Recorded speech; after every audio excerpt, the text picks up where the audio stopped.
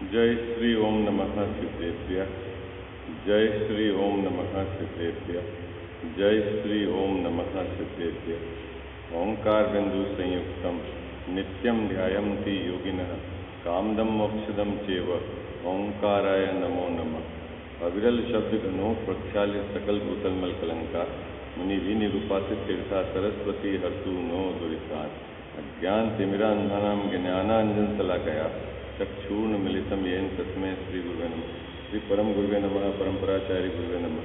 सकल कलुष विध्वंसकम श्रेयसां परिवर्धकम धर्म संबंधकम भव्य जीवन प्रतिबोधकारकम पुण्य प्रकाशकम पाप प्रणाशमिदिदम शास्त्रम श्री मोक्षमार्ग प्रकाशक नाम दे अस्य मूल ग्रंथ करता रहा श्री सर्वज्ञ देवा तदुत्तर ग्रंथ करता रहा श्री गंधर देवा प्रतिगंधर देवा तेषां वचना सामाज्य आचार्य कल्प पंडित टोडरमल जी द्वारा विरचित श्रोता रह सावधान तया शृण्वन्तु।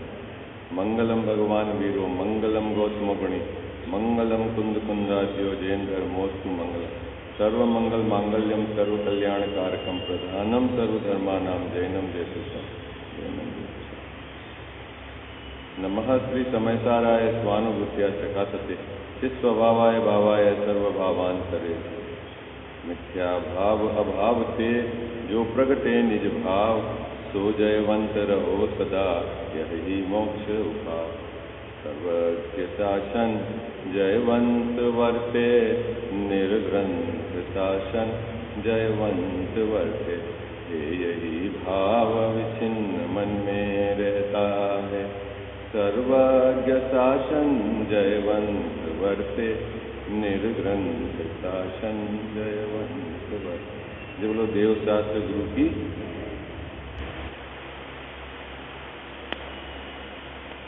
दूसरा अधिकार मोक्षमार्ग प्रकाशक ग्रंथ विराजमान है।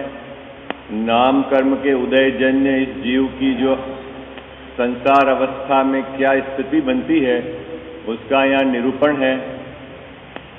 अपना प्रकरण चल रहा था कि इस जीव का गमनादिक होता है ना। संसार अवस्था में गमन होता है, ठीक है। और वह गमन किस प्रकार से होता है, क्योंकि यहाँ जो पर्याय है वह असमान जाति व्यंजन पर्याय है। एक तो है जीव और दूसरा अनंत पुद्गल परमाणु का पिंड, दोनों से मिलकर ये बनी हुई है मनुष्य पर्याय, है ना। मनुष्य पर्याय किससे मिलकर बनी हुई है बाबूजी? एक तो है मैं जीव और दूसरा अनंत पुद्गल पिंड परमाणु के ढेले ये जो शरीर, इसकी रचना हुई नाम कर्म के निमित्त से। अब इन दोनों के बीच में एक कंडीशन है, क्या है कि एक क्षेत्र अवगाह संबंध है, एक बेड़ी है। किसके बीच में? दोनों के बीच में बेड़ी है। मुकेश भाई साहब क्या बेड़ी है? शरीर के और आत्मा के बीच में एक संबंध है। क्या संबंध है संसार अवस्था में? कि एक क्षेत्र अवगाह संबंध है ना। जहां शरीर पाया जाएगा वहीं आत्मा के प्रदेश पाए, जहां आत्मा के प्रदेश है वहीं शरीर पाया जाएगा। अब गमन होता है तो इसका मतलब है कि आत्मा का भी जाना होगा और शरीर का भी जाना होगा, तभी तो गमन होगा। क्योंकि संसार अवस्था में तो एक क्षेत्र होगा संबंध है ना। बात समझ में आई आपको? अपने आत्मा के प्रदेश इस शरीर को छोड़कर बाहर नहीं जाते। हमें समुद्घात का अभी प्रकरण छोड़ देना, बाकी संसार अवस्था में बाबूजी क्या है? आत्मा के प्रदेश शरीर को छोड़कर, शरीर का जो क्षेत्र है उसको छोड़कर नहीं जाते। और जितने क्षेत्र में आत्मा है उतने ही क्षेत्र में, आकाश के उतने ही क्षेत्र में शरीर के परमाणु हैं। दोनों भिन्न भिन्न हैं, दोनों की व्यवस्था भिन्न भिन्न है, दोनों का परिणमन भिन्न भिन्न है और दोनों का गमन भिन्न भिन्न है। दोनों अपनी क्रियावती शक्ति से गमन करते हैं, एक दूसरे को ले जाता हो ऐसा नहीं। लेकिन एक क्षेत्र अवगाह संबंध में ये बात तय है कि शरीर जाएगा तो आत्मा भी जाएगा, चाहे इच्छा से जाए चाहे बिना इच्छा से जाए। और आत्मा गया तो शरीर भी जाएगा। ये बात है। क्या बात है मुकेश जी भाई साहब? एक क्षेत्र अवगाह संबंध मतलब क्या? कि आत्मा गया तो शरीर भी जाएगा। आत्मा शरीर को ले जाता है ऐसा नहीं, जाता तो शरीर अपनी स्वयं की योग्यता से, स्वयं में क्रियावती शक्ति है उससे गमन करता है, लेकिन जाएगा। अब यहां टोडरमल साहब ने कहा कि दो में से एक यदि गमन करना नहीं चाहे और गमन नहीं होवे तो कोई प्रॉब्लम नहीं। जैसे शरीर है, शरीर बुखार आ गया, ठीक है, और बुखार आ गया और आपकी इच्छा तो है फैक्ट्री जाने की, लेकिन शरीर की गमन करने की इच्छा, मतलब इच्छा उसकी होती नहीं, गमन नहीं करना चाहे, तो फिर क्या होगा मुकेश जी भाई साहब? अपने को भी लेटना पड़ेगा। तो वहां डोमिनेंट यानी मुख्य पावरफुल कौन रह गया कि शरीर। शरीर ने गमन करना नहीं चाहा, मतलब नहीं करा, तो आत्मा भी गमन नहीं कर। और कभी कभी ऐसा होता है कि आत्मा गमन करना चाहे और शरीर को भी जाना पड़े, है ना, ऐसा भी होता है। तो ये दोनों बातें। अभी तीसरी बात ये कही टोडरमल साहब ने कि इन दोनों में से जो पावरफुल है वो दूसरे को घसीट लेता है, ये बात है। यानी दोनों में से यदि शरीर पावरफुल है तो वो घसीट लेगा और आत्मा पावरफुल है तो आत्मा घसीट लेगा। इस प्रकार इनके गमनादिक होते हैं, संसार अवस्था में गमन होता है। सरल है, ये बात तो समझ में आ गई ना आपको? देखो पढ़ते हैं अपन जो पैराग्राफ 49 जो अपन ने चर्चा है। ये पैराग्राफ मैं ऊपर से पढ़ देता हूं, अंतिम की 2-3 पंक्तियों में मुझे चर्चा करनी है। तथा शुभ और अशुभ गमनादिक होते हैं। यहां ऐसा जानना कि जैसे दो पुरुष को एक दंडी बेड़ी है, वहां एक पुरुष गमनादिक करना चाहे और दूसरा भी गमनादिक करे तो गमनादिक हो सकते हैं, ठीक है। एक तो चाहे और दूसरा करे, अपनी इच्छा हुई घर जाने की यहां से और शरीर भी चले तो गमनादिक हो सकते हैं। आई बात समझ? और दोनों में से एक बैठा रहे तो गमनादिक नहीं हो सकते हैं। शरीर की नहीं चाहेगा और आत्मा चाहे तो भी कुछ काम नहीं होने वाला है, और आत्मा नहीं चाहे और शरीर चाहे तो भी कुछ काम, आत्मा नहीं है, आत्मा न चाहे और शरीर गमनादिक करे तो भी कुछ होने वाला नहीं है। ऐसे दोनों परिस्थिति में गमन नहीं होता, ऐसा कहना है। तथा दोनों में से एक बलवान हो तो दूसरे को भी घसीट के ले जाए। एक की प्रबल इच्छा हो तो दूसरे को भी घसीट कर ले जाए। उसी प्रकार आत्मा के और शरीरादिक रूप पुद्गल के एक क्षेत्र अवगाह रूप बंधन है।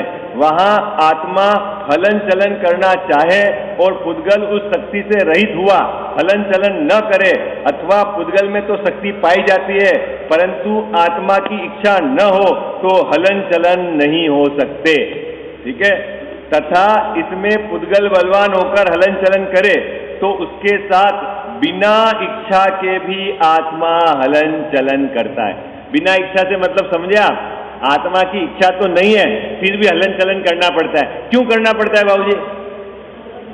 क्योंकि एक क्षेत्र अवगाह संबंध है और वहां पुद्गल बलवान है। ये बात, दो बातें अपने को समझनी है। क्या है संबंध? कैसा है? एक बेड़ी से बांधा हुआ है, तो इच्छा नहीं होए तो भी आत्मा को गमन करना पड़े, हलन चलन करना पड़े। इस प्रकार हलन चलनादिक क्रिया होती है। इस प्रकार संसार में इसके गमनादिक हलन चलनादिक क्रिया होती है। तथा उसके अपयस आदि बाही निमित्त बनते हैं। अब ये मुकेश जी भाई साहब हलन चलन करता है, बाहर में गमन करता है, तो यश भी होता है और अपयश भी होता है। कोई तो उसकी कार्य की प्रशंसा भी करता है और कोई उसकी अप्रशंसा भी करता है ना। ये भी नाम कर्म की उदय की स्थिति है। आप कितना भी बढ़िया काम करो, कितना भी बढ़िया काम करो, जरूरी नहीं है कि आपके उस कार्य की सदैव प्रशंसा हो। क्यों?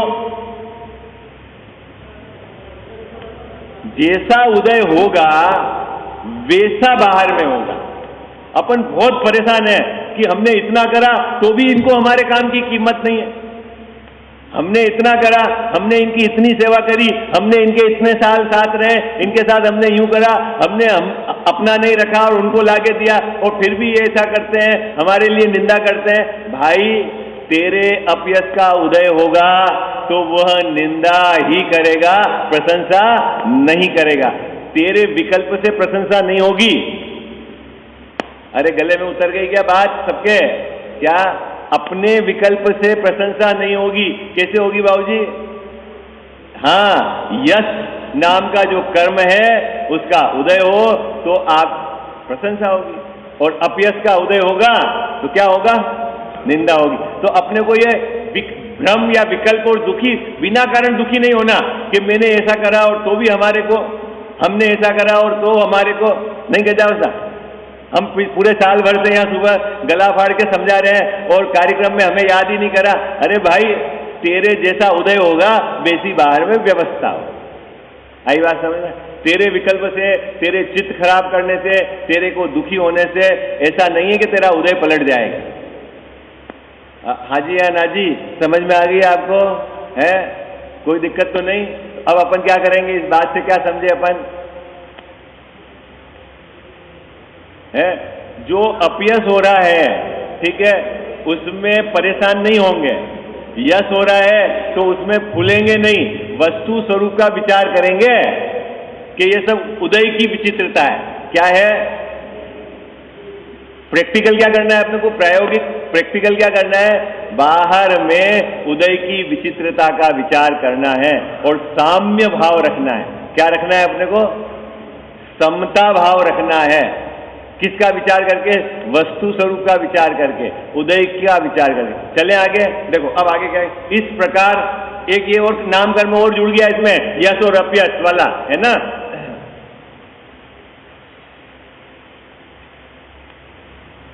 इस प्रकार ये कार्य होते हैं, उनमें उनसे मोह के अनुसार आत्मा सुखी दुखी होता है। अब ये बहुत जबरदस्त बात है, हो गई। मोह के अनुसार शरीर के अंग बन गए, शरीर की जितनी शक्ति है सहनन रहेगा, शरीर का जो आकार है सो आकार रहेगा, और अपन परेशान कहीं किए हैं बाबूजी? किससे है? किससे परेशान है हम? भाई नाम कर्म का जो डिपार्टमेंट था उसके हिसाब से हाइट मिलेगी, चौड़ाई मिलेगी, शरीर में ताकत मिलेगी, शरीर का रूप मिलेगा, शरीर के अंग, और अपन परेशान है कहीं से? ये मिला, ये मिला, ये मिला, ऐसा मिला, ऐसा मिला। अरे किसने दिया है? किसने दिया? तो उदय के अनुसार। और 24 घंटे मुकेश भाई साहब अपन उदय परिवर्तन करना नहीं चाहते हैं? काला है तो गोरा होना चाहता है, या सल है तो इसको मेटना चाहता है, बाल अगर सफेद हो गए तो काला करना चाहता है। क्या चाहता है तू? क्या चाहता है बाबूजी? ये उदय को परिवर्तित करना चाहता है, और वो इसके हाथ में, जिस तरह से चाहता है वैसा तो नहीं हो सकता। आई बात समझ में? और व्यर्थ में मोह के कारण दुखी होता है। इसीलिए नाम कर्म से यहां लिखा हुआ है। यद्यपि नाम कर्म का सीधा संबंध जीव के साथ नहीं है, लेकिन नाम कर्म से तो शरीर मिलता है, और मोह क्या करता है? उस शरीर में एकत्व करता है, ऐसी कल्पना करता है कि मेरे में ऐसी ताकत हो जाए, मेरे में ऐसा रूप हो जाए। ये संकल्प करके मोह के कारण जीव दुखी होता है। बात पकड़ में आ गई आपको? है ना? ये तो खोली है राव जी। क्या है? खोली है ये तो है। उससे क्यों परेशान हो रहे हैं? चलें आगे। ऐसे नाम कर्म के उदय से स्वयमेव नाना प्रकार रचना होती है, अन्य कोई करने वाला नहीं है। शरीर की ताकत कम है, ताकत आ जाएगी, एक्सरसाइज करें, संजय जी भाई साहब योगा करें, मसल्स है, या कोई ताकत की दवा लें, ताकत आ जाएगी। कौन लाएगा संगनन? कहां से आएगा? शरीर का आकार कैसे बनेगा? है कैसे बनेगा? यहां लिखा हुआ ना, अन्य कोई करने वाला नहीं है। अपन 24 घंटे परेशान नहीं बाबूजी। जहां अपना चलता नहीं, अपने उपाय से वहां कुछ काम होता नहीं, और अपन परेशान कितने हैं? तो अब क्या करना है कि वहां से उपयोग हटा लो। वहां का काम तो है, व्यवस्थित डिपार्टमेंट है नाम कर्म का, उसके हिसाब से होगा, और वहां से उपयोग हटा के उपयोग अपनी आत्मा में ले जाओ तो तुम्हारा काम होगा। और यदि यहां चला गया, टिक गया, तो फिर शरीर भी आपको जितने समय संसार में रहोगे बढ़िया ही मिलेगा, हल्का नहीं मिलेगा। आई बात समझ? और शरीर के तरफ का ही चिंतन करते रहोगे तो यहां तो अभी वर्तमान में भी कुछ नहीं होगा, और आगामी काल में ऐसा शरीर मिलेगा कैसा मिलेगा बाबूजी? है एक श्वास में 8-10 बार बोलते हो ना, किधर की तरफ से बोलते हो? आत्मा तो मरता नहीं है, आत्मा तो मरता नहीं है, फिर दुख कैसा होता है? कैसा होता है बाबूजी? एक श्वास में 18 बार जन्म मरण का ये जीव शरीर के एकत्व के साथ भोगता है। बात पकड़ में आ रही खजाव साहब? आत्मा मरता नहीं है, निगोदिया का आत्मा भी मरता नहीं है, लेकिन दुख कितना है उसको? अपन जब मरते हैं ना, तो जो अपने को दुख होता है, कितने समय में मरण आएगा बाबूजी? जब आयु पूरी होगी 50 बरस 70 बरस, तो जो दुख होता है ऐसा दुख उसको कितने समय? एक सांस में 18 बार। जो जन्म का है और वो मरण का ऐसा दुख होता है। तो साहब जन्म में दुख है, मरण में दुख है? नहीं है दुख, तो फिर जन्म मरण के अभाव की बात क्यों करते हो आप? है भाई, अगर शरीर के साथ एकत्व करके रखोगे तो दुख है ही। आई बात समझ में आपको? हाँ, चलें आगे। अब क्या लिखा है यहां पर? तथा तीर्थंकर आदि प्रकृति यहां है ही नहीं। ये भी एक नाम कर्म की प्रकृति है, तीर्थंकर नाम कर्म की प्रकृति, ठीक है।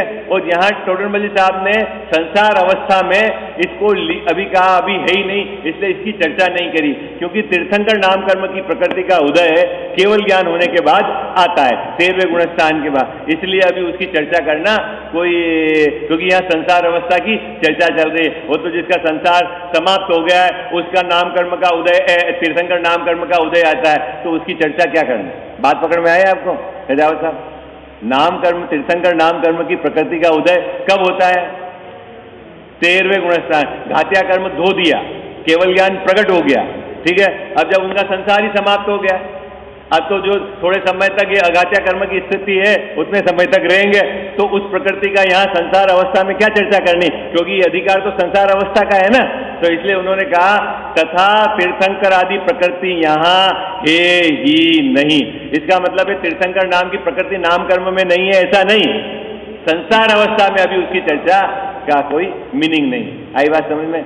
चले आगे। अरे बराबर आपको जो मैं बिंदु देता जा रहा हूं स्वाध्याय करने के, आपको सब बिंदु पकड़ में रहना जब आप स्वाध्याय करो तब, है ना। अब गोत्र कर्म के उदयजन्य अवस्था, ठीक है, अंतिम कर्म है। कौन सा कर्म है? गोत्र, है ना। 2 प्रकार के विभाजन है, नीच गोत्र और ऊंच गोत्र, ठीक है।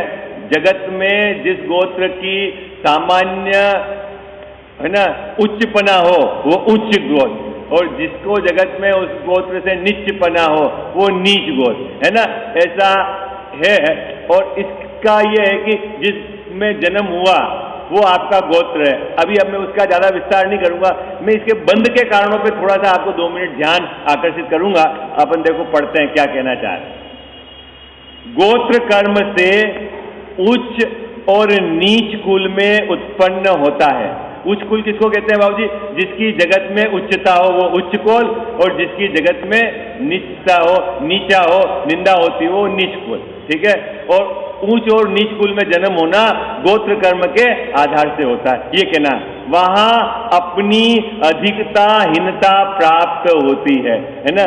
उच्च कुल में होगा तो उच्चता प्राप्त होती है, नीच कुल में होता है तो नीचता प्राप्त होती है। मोह के उदय से आत्मा सुखी दुखी भी होता है। अब जिस कुल में जन्म हुआ, अब वहां का मोह का उदय है, उसके साथ एकाकार करेगा तो वो सुखी दुखी, ऊंचे कुल वाला अपने को ऊंचा मानेगा, नीचे कुल वाला अपने को नीचा मानते हुए सदा दुखी रहेगा। इस प्रकार अघाती कर्मों के निमित्त से अवस्था होती है। एक बात मुझे ये बतानी है कि नीच गोत्र का बंध और उच्च गोत्र का बंध कैसे होता है। बस उदय आएगा तो वहां जन्म होगा।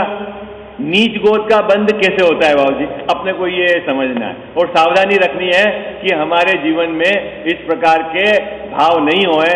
जो अपने को संयोग मिले उससे अपने को ऊंचा मानता है, जो अपने को शरीर मिला उससे ये अपने को ऊंचा मानता है, जो अपने को रूप मिला उससे ये अपने को ऊंचा मानता है, जो अपने को धन सामग्री मिली उससे अपने को ऊंचा मानता है, जो अपने को बाहर में पद मिला उससे अपने को ऊंचा मानता है, जो अपने को क्षयोपशम मिला, ज्ञान मिला, उससे अपने को ऊंचा मानता है। इस प्रकार का जिसके निरंतर उच्चपने का भाव वर्तता है और जो अन्य की निंदा और अपनी प्रशंसा करता है, या इस प्रकार के भाव उसके चलते रहते हैं कि मैं तो हूं होशियार और बाकी सब मूर्ख, समझ लेना वह निरंतर नीच गोत्र का बंद करता है। बात समझ में आ गई आपको? जो जिस जीव को यहां व्यवस्था है वह उसके उदय के अनुसार, हमें जो व्यवस्था है वो उदय के अनुसार है, उसके जो व्यवस्था है उदय के अनुसार है। हमारे ज्ञान का उगाड़ क्षयोपशम हमारे क्षयोपशम के अनुसार, उसके ज्ञान का उगाड़ उसके क्षयोपशम के अनुसार। हमारे क्षयोपशम को आधार बनाकर मैं उससे ऊंचा, मैं बड़ा पंडित, मैं बड़ा पैसे वाला, मैं, मेरा ये स्टेटस, ये जो जिसको धारा चलती है निरंतर उच्च उच्च उच्च भाव चलता है, समझ लेना वह नीच गोत्र का आश्रय बंद करता है। बात पकड़ में आ गई आपको? अरे हाँ जी या ना जी, समझ में आ गई? ये अपने को सावधानी रखनी है। चलें आगे। अब उपसंहार है इस अधिकार का, वो बहुत महत्वपूर्ण है जो अपन को पढ़ना है। आप में से पढ़ें, पुरुष वर्ग में से भी पढ़ें और महिला में से पढ़ें। अंतिम पैराग्राफ, अधिकार यहां समाप्त हो रहा है। कौन पढ़ेगा पुरुष वर्ग में से? मुकेश जी भाई साहब, अंतिम पैराग्राफ है ना, 5-4 पंक्तियां वो आप। हाँ,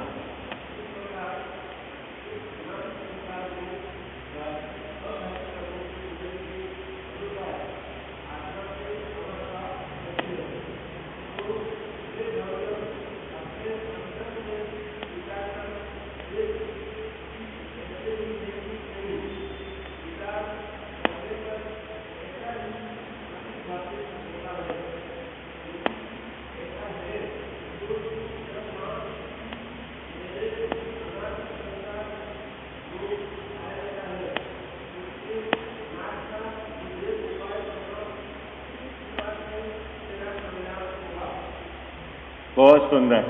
महिला वर्ग में से पढ़े। इस अधिकार की जान है ये इस अधिकार है ना बाबूजी, दूसरे नंबर का अधिकार। इस अधिकार, आपको प्रश्न होगा टोडरमल साहब को ये क्या बताने की जरूरत पड़ी कि 8 कर्म के उदयजन्य ये संसार की अवस्था है। अभी दूसरे नंबर का अधिकार है ना संसार अवस्था का निरूपण, ये बताने की क्या जरूरत पड़ी? अभी उसकी अपन चर्चा करेंगे, ठीक है। पूरा अपन इतने 5-15 दिन से जो चर्चा चल रही है इस अधिकार में, इस अधिकार की विषय वस्तु है। महिला में से कौन पढ़ेगा?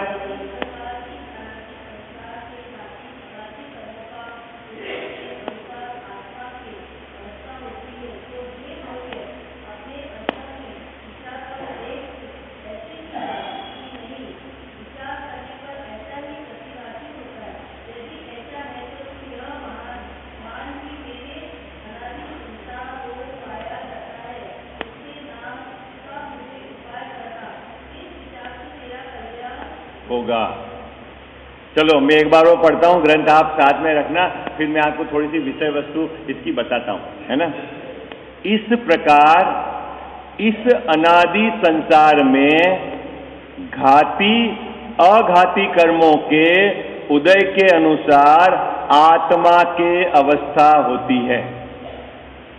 सो हे भव्य, अपने अंतरंग में विचार कर देख कि ऐसे ही है कि नहीं।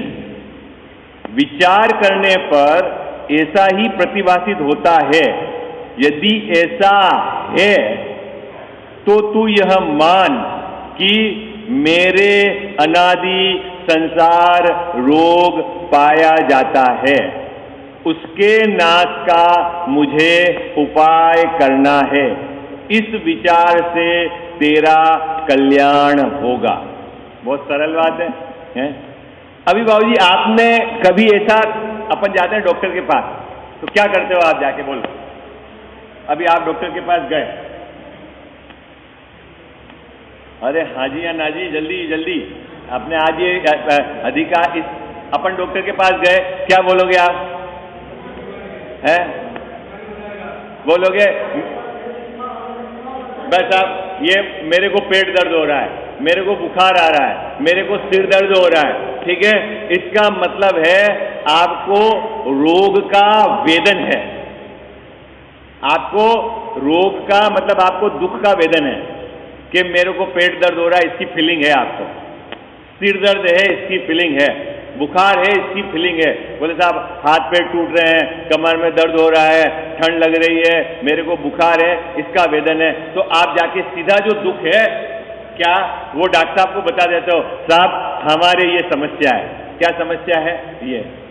और जब मंदिर में आते हो डॉक्टर साहब के पास, मंदिर में भी आते हैं ना बाबू जी डॉक्टर साहब के पास, वहां अलग तरह की प्रॉब्लम है। वहां बोलते तो हो मैं अनादि भव रोग, लेकिन अंदर में उसको अनादि के जो भव रोग है उसका वेदन नहीं है। मैं अनादि भव रोगी हूं, उपचार कराने आया। बोलते तो हो ना बाबू जी, है बोलते हो ना। अभी प्रश्न है, जैसे आप जगत के डॉक्टर के पास जाते हो, जिस वेदन के साथ जाते हो, क्या उसी प्रकार के वेदन के साथ मंदिर में आते हो या नहीं? प्रश्न तो मेरे है। मुझे जन्म मरण का रोग है, ऐसा आपको वेदन है? मुझे संसार का रोग है, इसका मुझे वेदन है? मुझे क्षुधा का रोग है, ऐसा मुझे वेदन है? मैं काम से घायल हूं, ऐसा मुझे वेदन है? बोलते तो हाँ पूजा में। कजावत साहब कितने बरस हो गए पूजा करते करते? ये टेप रिकॉर्ड बजाते बजाते हुई कितने साल हो गए? टेप रिकॉर्ड बजाते बजाते हो गए 20-30 बरस, लेकिन अंदर में अभी उस दुख का वेदन ही नहीं है। बोलो है क्या? अब जब बाबूजी आप ऐसे पास पहुंच गए डॉक्टर के पास और अंदर से आपको पेट नहीं दुख रहा है और आप बोलो डॉक्टर साहब के पास, यार साहब मेरे को तो पेट का दर्द हो रहा है, मेरे को तो पेट का दर्द हो रहा है, मेरे को तो हाथ पैर टूट रहे हैं, अंदर वेदन नहीं है, और डॉक्टर साहब आपको कोई इलाज बताएंगे तो आप कितने गौर से सुनोगे और कितना उस पर उपाय करोगे? अरे बोलो भाई, है? अभी होता है ना, जैसे आपके हड्डी में कोई प्रॉब्लम नहीं है और मंदिर में अभी वो व्यवस्था हो गई कि फ्री में चेकअप होगा। क्या मुकेश जी वैसा फ्री में चेकअप होगा? तो अब आपको क्या करना है? डॉक्टर के पास जाना तो है, अभी फ्री में है तो अब डॉक्टर साहब ने बिठा दिया आपको, अभी आप पहुंचोगे क्या होता है? तो आपको ऐसा कुछ, साहब कभी कभी मेरे को कमर दर्द होती, कभी कभी घुटना दर्द हो। डॉक्टर साहब ने देख लिया। अभी तो आप कहीं के लिए आए वहां पर? कैसे आए कि भाई 80-90 शिविरार्थी नहीं आएंगे तो इतना बड़ा काम लगाया, शिविर पैसा लगाया, क्या काम का, चलो अपने दिखा लो। कितने इंटरेस्ट से सुनोगे डॉक्टर की बात, ये बताओ? अरे बोलो हाँ जी या ना जी, कितने इंटरेस्ट से सुनोगे बाबूजी डॉक्टर की बात? है? नहीं सुनता ना, जाता तो है, सुनता नहीं। ऐसे ही बाबूजी हम मंदिर में आते हैं। कैसे मंदिर में आते पता है आपको? बोलते कुछ है, अंदर से बोलो आप इतने बरस से आप बोल रहे हैं मैं जन्म जरा से व्याकुल हूं। बोलो लग रहा है आपको व्याकुल हो?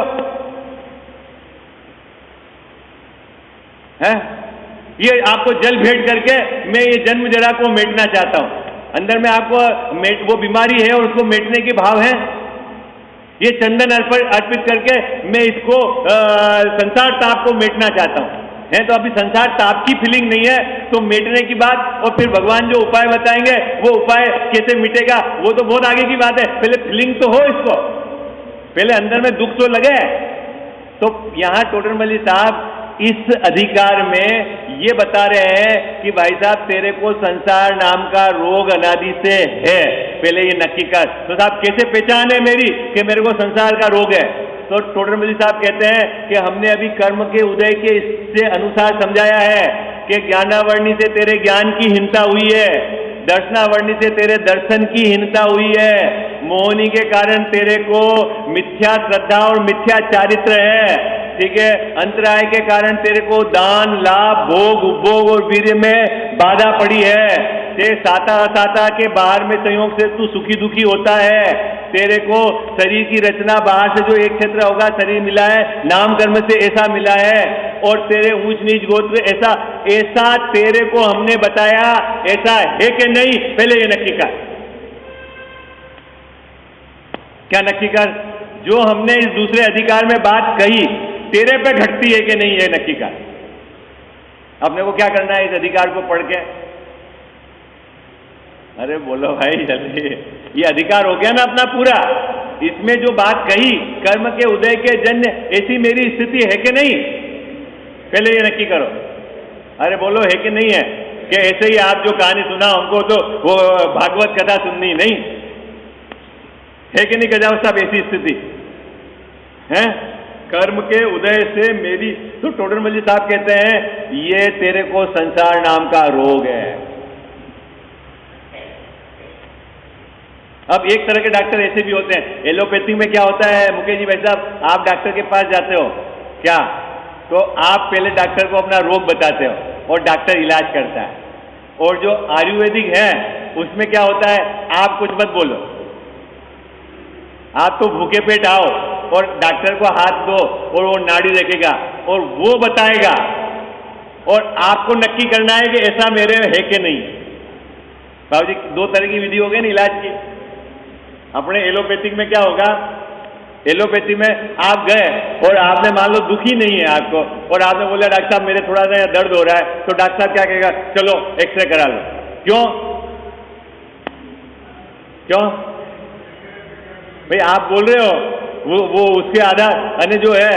अभी टोडरमल जी साहब क्या कह रहे हैं कि आपने वैद्य जी को नाड़ी दी और वैद्य जी आपकी नाड़ी को देख के कहते हैं कि आपके शरीर के अंदर वायु का प्रकोप है और आपको ये प्रॉब्लम होती है, आपको ऊपर गैस आएगी, आपका सिर भारी रहेगा, आपके हाथ पैर टूटते हैं आपको, और आप उनकी बात सुनकर आप एक एक चीज नक्की करोगे, हाँ यार ये तो मुझे है, हाँ ये तो मुझे है, हाँ ये तो मुझे है, हाँ मुझे है, इसका मतलब मेरे को वायु का प्रकोप है। आई बात समझ? ठीक उसी प्रकार टोडरमल जी साहब ने दूसरे अधिकार में यह बताया है कि देख तेरे क्षयोपम ज्ञान है, तेरे केवल ज्ञान नहीं। क्या क्या कजावत साहब क्या बताया? स्वभाव तो तेरा केवल ज्ञानमयी है, लेकिन तेरे पास ज्ञान कितना है? क्षयोपम थोड़ा। बोलो है कि नहीं ये बात? बोले तेरे को दर्शनावर्णी का उदय है, इसलिए दर्शन की हीनता है। पहले तू देखेगा फिर जानेगा, और बाकी ताकत ऐसी तेरी है कि तू एक साथ देख जान सकता है। बोलो है कि नहीं ऐसा? तेरे को श्रद्धा में विपरीतता चलती है, तेरे को कसाय है। बोलो है कि नहीं है? तेरा स्वभाव तो अकसायमयी है और तेरी पर्याय में कसाय विद्यमान है। बोलो है कि नहीं है? फिर बोले तेरे को दान लाभ भोग उपभोग वीर्य में बाधा पड़ती है, क्षयोपम से कुछ होता है। बोलो है कि नहीं है? ऐसा कहकर क्या नक्की करा रहे हैं कि तेरे अनादि संसार रोग है। क्या नक्की करा रहे हैं?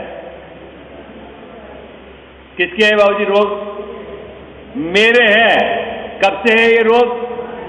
अनादि संसार रोग है। तो पहले नक्की करो रोग है कि नहीं। ये बात कह रहे हैं। देखो क्या कह रहे हैं, पढ़ते हैं अपन। अभी समय हो गया है अपना, पढ़ लेते हैं, कल थोड़ी सी और चर्चा करके अपन तीसरा अधिकार प्रारंभ करेंगे। देखो इस अनादि संसार में घाती अघाती कर्मों के उदय अनुसार आत्मा के अवस्था होती है। सो है भव्य। अपने अंतरंग में विचार कर देख कि ऐसे ही है कि नहीं। क्या विचार करके देखना है? जो आगे बताया ना 8 कर्म के उदय जन्य अवस्था, ऐसी मेरी है या नहीं, अंतरंग में विचार करके देख। कौन करेगा विचार और कौन देखेगा? कौन करेगा? हाँ, अपने को आज विचार करना है। क्या विचार करना है? कि जैसा टोडरमल जी साहब ने कहा, आप बोलोगे अब तो हम भूल गए दूसरे अधिकार में क्या कहा। वापस आप जाके ग्रंथ से वो तो घर में रखना ही पड़ेगा आपको, है बाबू जी। ब्लड प्रेशर की गोली कब रखते हो आप? बीपी हो जिसको और शुगर हो तो गोली कहाँ रखता है? घर में रखता है कि जेब में रखता है? वो पहले है ना जिनके ऐसा हार्ट की ट्रबल रहती थी ना, कभी भी एकदम सांस बढ़ जाए और सांस लेने में दिक्कत आए तो एक सोर्बिटिन क्या नाम आती गोली आती, वो जीबान के नीचे रखते थे। तो वो कहाँ रखते थे? घर में रखते थे? कहाँ रखते थे? जेब में रखते थे। और रोग कितना बड़ा है मुकेश जी भाई साहब? इस पर्याय का रोग है, थोड़े समय का रोग है। और अपने को रोग कौन सा है? है, अनाधिकार हो गए। और उसकी दवाई कहाँ रखी है आपने? वो साहब अलमारी में रख रखी है, मिट्टी चढ़ जाएगी, कांच में ऊपर से शोकेस भी बना रखा, ताला लगा के रख रखा है अपन ने, कभी साल में एक आधी बार हम साफ कर लेते हैं, है ना गजावस्था? ऐसे है व्यवस्था? अरे बोलो, ऐसा ही है। चलो भाई, समय हो गया है, कल अपन चर्चा करेंगे इसकी थोड़ी बहुत। जिनवाणी जग मैया जन्म दुख मेट दो, जिनवाणी जग मैया जन्म दुख मेट दो, जन्म दुख मेट दो, मरण दुख मेट दो, जन्म दुख मेट दो, मरण दुख मेट दो, जिनवाणी जग मैया जन्म दुख मेट दो। बहुत दिनों से भटक रहा हूँ, ज्ञान बिना है मैया, निर्मल ज्ञान प्रदान सुकर दो, तू ही सच्ची मैया। गुण स्थानों का अनुभव हमको हो जावे जग मैया, चढ़े उन्हीं पर क्रम से हम थे होवे कर्म खिपैया, मेटो जामन मरण हमारा इतनी वंती मैया, तुमको शीश त्रिलोकी नमावे, तू ही सच्ची मैया। वस्तु एक अनेक रूप है, अनुभव सबका न्यारा, हर विवाद का हल हो सकता साधवाद के द्वारा, जिनवाणी जग मैया जन्म दुख मेट दो, जन्म दुख मेट दो, मरण दुख मेट दो। जावाणी के ज्ञान ते सूझे लोकालोक, सोवाणी मस्तक चढ़ो सदा देत हूँ धोख,